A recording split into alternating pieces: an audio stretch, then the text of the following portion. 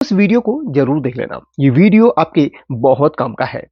अगर आप इलेक्ट्रॉनिक्स का काम करते हैं या फिर इलेक्ट्रॉनिक्स के फील्ड में आने वाले हैं तो ये डिवाइस आपके पास जरूर होना चाहिए। ये डिवाइस क्या काम करता है, इस डिवाइस का नाम क्या है और कहां कहां पर इसको इस्तेमाल किया जा सकता है, सारी चीजें इस वीडियो में आपको डिटेल से बता दूंगा। तो चलिए वीडियो को स्टार्ट करते हैं। सबसे पहले तो बता दूं, ये वीडियो कोई भी पेड प्रमोशन वीडियो नहीं है। ये डिवाइस की मुझे जरूरत थी तो मैंने अपने ही इस्तेमाल के लिए इसको खरीदा है। शुरुआत में इस डिवाइस का प्राइस बहुत ज़्यादा था, हालांकि अभी थोड़ा सा कम है तो मैंने परचेज कर लिया है। अभी सारी चीज़ें डिटेल से बता दूंगा। पहले यहाँ पर इस डिवाइस का नाम मैं आपको बता देता हूँ। इसका नाम है बायोस आईसी प्रोग्रामर या फिर इसको CH341 प्रोग्रामर के नाम से भी जाना जाता है। ये प्रोग्रामर कहाँ पर इस्तेमाल होता है, चलिए एक हिंट आपको दे देता हूँ। आप किसी भी एलईडी टीवी को रिपेयर करते हैं, आप कुछ कार्ड्स को रिपेयर करते हैं, कुछ इस तरीके की डिजिटल मीटर्स को रिपेयर करते हैं, डीटीएच के कार्ड को रिपेयर करते हैं, जिनमें एक छोटी सी आईसी लगी हुई रहती है 8 लाख की, जिसको कहते हैं बायोस आईसी।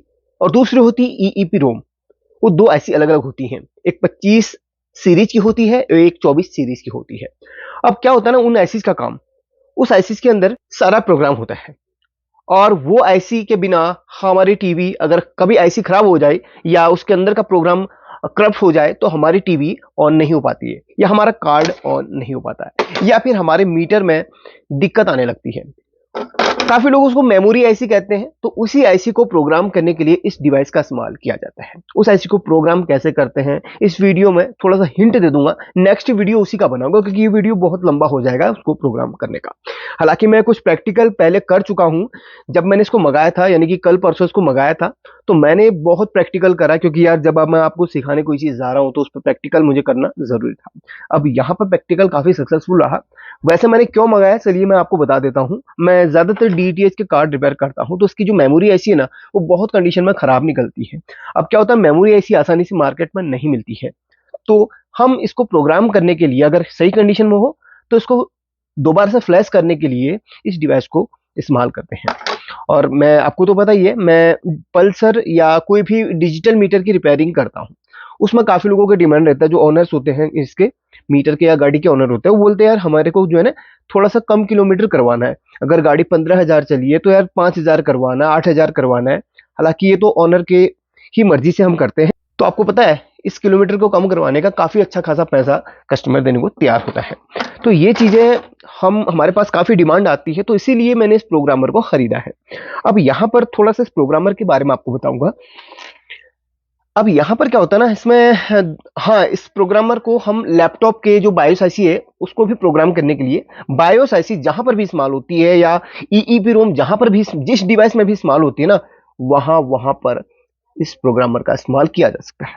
और आपको पता होगा जो बड़ी वाली सीआरटी टीवी होती है उसमें एक मेमोरी ऐसी होती है, मेमोरी ऐसी जो कि बड़े साइज की होती है। हिंट के लिए आपको दिखा दूं, इस तरीके की एक मेमोरी ऐसी होती है 8 लेग वाली, उसको भी प्रोग्राम करने के लिए, सीआरटी टीवी की मेमोरी ऐसी को भी प्रोग्राम करने के लिए इसी प्रोग्रामर का इस्तेमाल किया जाता है। हालांकि प्रोग्रामर जो है ना अलग अलग टाइप के आते हैं, लेकिन सबसे सस्ता यही है। लगभग 300 से लेकर 400 की रेंज में ये प्रोग्रामर मुझे मार्केट, माफ करना, अमेजोन में मिल गया था। अगर आपको कहीं ये मिलता है सही प्राइस में तो ले लेना। ये नहीं कहूंगा कि मेरे द्वारा दी गई लिंक से ही ले लेना, मैं लिंक वगैरह कुछ नहीं दूंगा, बस आप सर्च कर लेना CH341 प्रोग्रामर, बस जहां पे समय ले लो।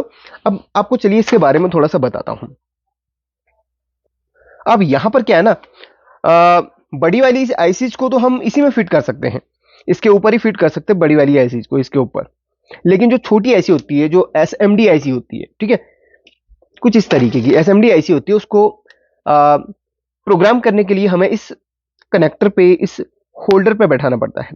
और यहां पर क्या होता है ना, पहले आपको थोड़ा सा बता दूं, ये इसके जो पिंस हैं अलग अलग आती हैं, इसको इधर पे सोल्डरिंग करनी पड़ती है। सोल्डरिंग करने के लिए यहां पर ध्यान से देख लेना, 1 2 3 4 में एक 4 पिनों को, यानी कि इस कनेक्टर को सोल्डरिंग कर लेना, 5 6 7 8 में इसको सोल्डरिंग कर लेना।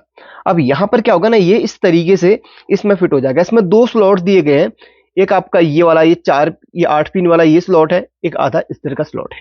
पीछे अगर जस्ट आप देखोगे तो इसमें लिखा हुआ है, ये जो स्लॉट है 25 एफपीआई बायोस आईसी प्रोग्रामर के लिए ये वाला स्लॉट दिया गया है, यानी कि ये वाला, ये हमारे बायोस आईसी के लिए है, जिसके जिन आईसीज के आगे 25 वाली जो सीरीज 25XX सीरीज की जो आईसी होती है उसको फ्लैश करने के लिए इस वाले स्लॉट पर लगाए जाते हैं। और जो होती है ईईपी रोम, ईईपी रोम आपको बता दूं, इनमें जो लगी हुई रहती है वो होती है ईईपी रोम, और इसमें लगी रहती है 25 सीरीज की बायोस आईसी, और लैपटॉप में भी बायोस आईसी ही होती है। ठीक है, ये आपकी ईईपी रोम, ये आपकी बायोस आईसी। तो ईईपी रोम जो होती है वो 24 सीरीज की होती है, जिसके आगे 24XX आगे जो कुछ नंबर्स होते हैं उसको हम इस स्लॉट में लगा सकते हैं, और इसमें जो 25 सीरीज की होती है उसको हम इसमें लगाएंगे। अब लगाने के लिए होल्डर इस तरीके से आप तैयार रखेंगे, या जो भी आप इसको कनेक्टर बोले, अडेप्टर बोले, जो भी आप बोले आपकी मर्जी है, तो इसको इस तरीके से लगाया जाता है। अब यहाँ पर एक बात है, आईसीज में नंबर होते हैं 1 2 3 4 5 6 7 8 जो उसके लेग होती है। अब किस तरीके से फिट होगा आप बड़े ध्यान से इसमें समझना। उसको बिल्कुल उल्टा कर लेते हो ना तो आपका प्रोग्रामर बंद हो जाएगा, खराब नहीं होगा, बंद हो जाएगा। तो सही तरीके से समझने के लिए आप यहाँ पर ध्यान दीजिए। मैं इंडिकेट करता हूं आपको एक ट्वीजर के द्वारा, ध्यान से देखिए। ये वाला जो स्लॉट है या ये वाला जो भाग है, इसमें आपका ये वाला 24x की जो 24XX आगे कुछ भी नंबर होगा वहां पर आपका ईईपी रोम लगेगा। इस वाले स्लॉट को ईईपी रोम के लिए इन्होंने बनाया है, तो आप यहां पर ईईपी रोम लगाएंगे। ईईपी रोम जिस आईसी के आगे 24 करके नंबरिंग होगी और आगे कुछ भी नंबर हो सकता है, तो उसको लगाएंगे इसमें। अब यहां पर पिन नंबर कैसे देखी जाएगी, तो आईसी का इन्होंने डायग्राम इधर पे दिया गया है।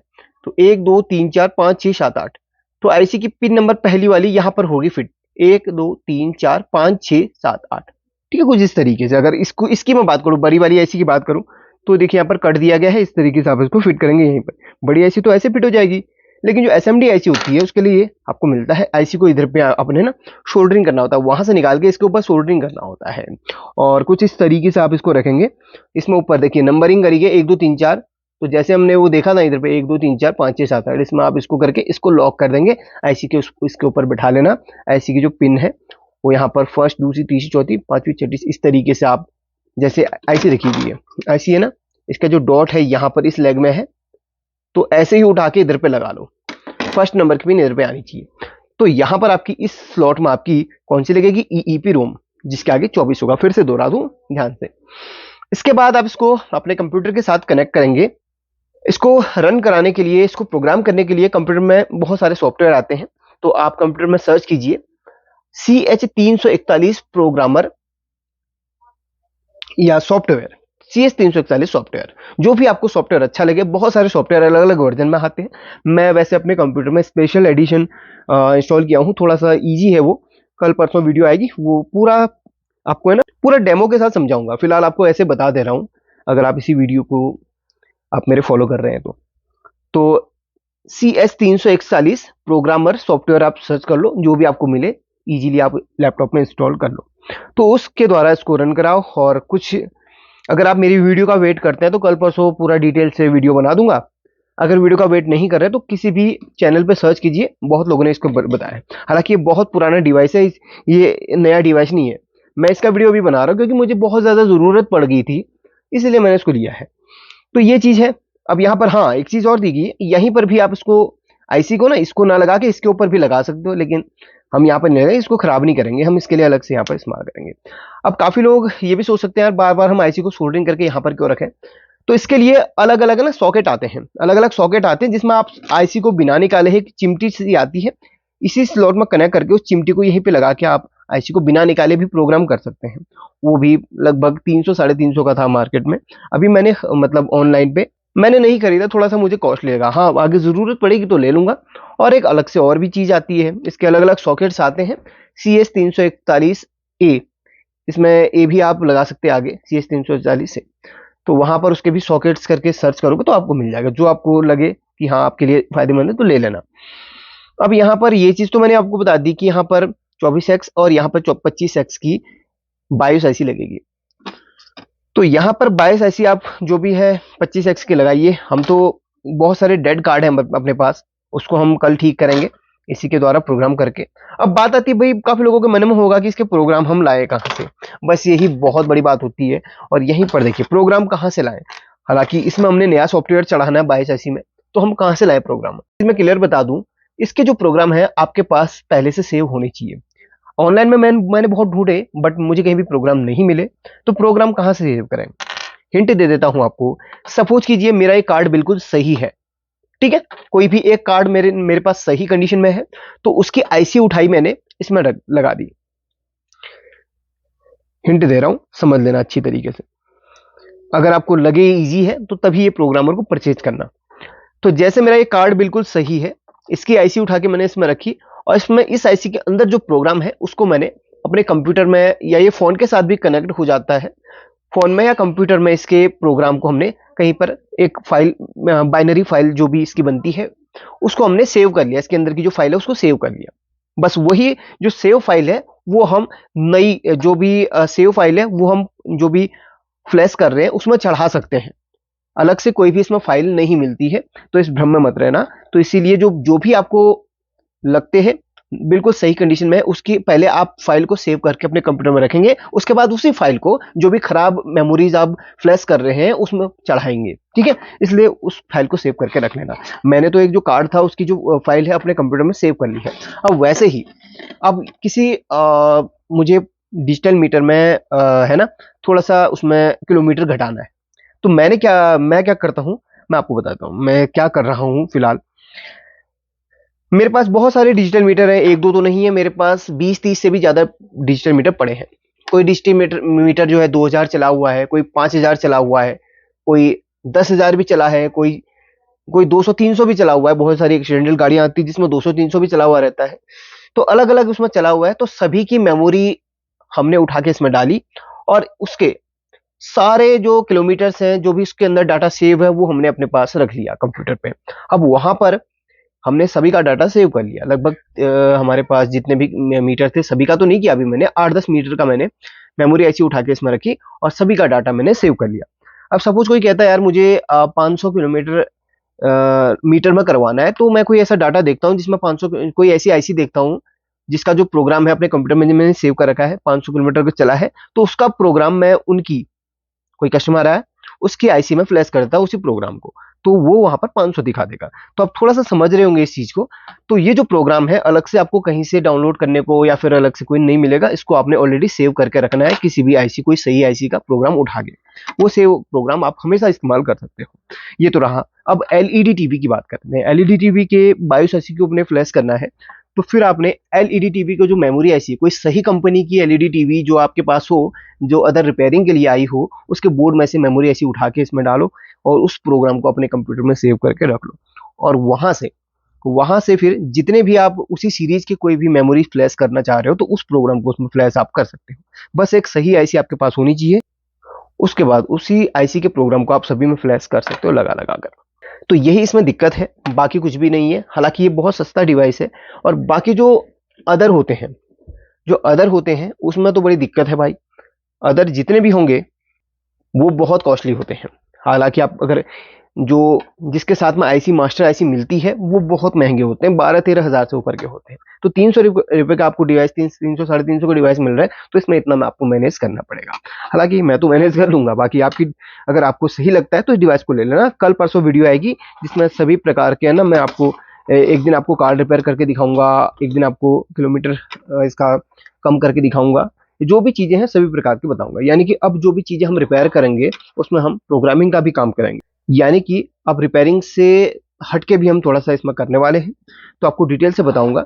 हालांकि कार्ड जो मैं रिपेयर करता था पहले, किसी और की मेमोरी ऐसी उठा के मैंने डाल दी। सपोज कोई कार्ड अपने पास आया है जिसकी मेमोरी ऐसी खराब है या उसका प्रोग्राम उड़ चुका है, तो उसमें क्या करता था मैं, किसी जो कार्ड है जिसमें और कोई प्रॉब्लम्स है, जिसकी मेमोरी ऐसी सही कंडीशन में, तो उसको उठा के इसमें डाल दिया, कार्ड चल गया, इसको हमने सेल कर दिया, वो इस 80-90-100 जितना भी है सेल कर दिया। तो अब ऐसा नहीं होगा, अब हम खराब मेमोरी को फ्लैश कर पाएंगे।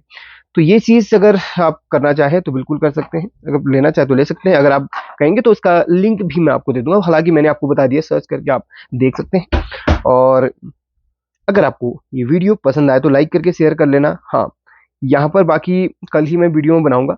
और ये टीटीएल प्रोग्रामर भी है, ठीक है, टीटीएल प्रोग्रामर भी है। बाकी तो ये मेन मेन चीजें थी। और हाँ, एक दो चीज और समझा देता हूँ। इसमें क्या होता है ना, एलईडी है एक पावर की, तो एलईडी इसमें दी ही गई है, और एक रन की एलईडी दी गई है, बाकी क्रिस्टल है। और ये जो पोर्ट्स दिए गए हैं, इनका ये टीटीएल प्रोग्रामर से टीटीएल प्रोग्राम के लिए दिया गया है। हालांकि इसके बारे में मुझे जानकारी नहीं है, तो मैंने इस चीज़ को इसमें कवर नहीं करा। और यहाँ पर एक जंपर लगा हुआ है, इस जंपर को हटाइएगा मत, इसी पे रहने दीजिएगा, तब जाके ये डिटेक्ट कर पाएगा। एक या दो नंबर, एक और दो, माफ करना, एक और दो नंबर पे ये जंपर लगा हुआ है।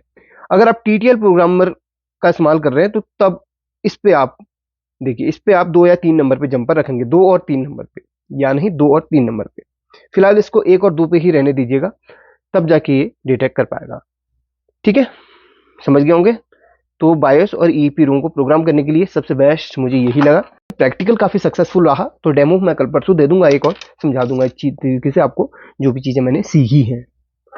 लाइक कर देना और ऐसे ही वीडियोस देखने के लिए मेरे चैनल को सब्सक्राइब कर देना, और सिखाता रहूँगा कुछ नए नए चीज़ें आपको।